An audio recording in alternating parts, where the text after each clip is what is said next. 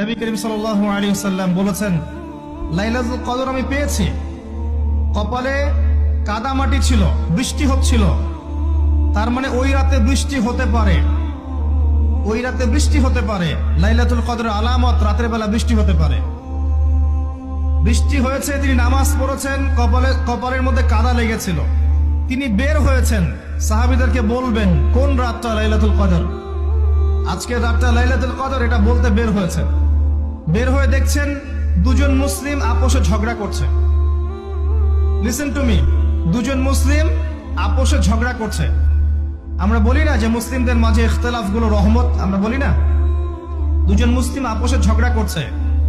এই কাজটার কারণে আল্লাহ রাব্বুল আলামিন নবী সাল্লাল্লাহু আলাইহি ওয়াসাল্লামের হৃদয় থেকে এই কথাটাকে তুলে নিলেন। তিনি আর বললেন না এক্স্যাক্টলি কোন রাতে লাইলাতুল কদর ছিল, তিনি বলতেই বেরিয়েছিলেন যে কোন রাতে লাইলাতুল কদর ছিল। নবী সাল্লাল্লাহু আলাইহি ওয়াসাল্লাম এখন বললেন যে আমাকে ভুলিয়ে দেয়া হয়েছে কোন রাত, তোমাদের ঝগড়ার কারণে।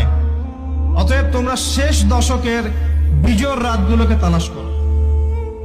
শেষ দশকের বিজোড় রাত বলতে 21-এর রাত, 23-এর রাত, 25, 27, 29, এই 5টা রাতের যে কোনো একটা লাইলাতুল কদর।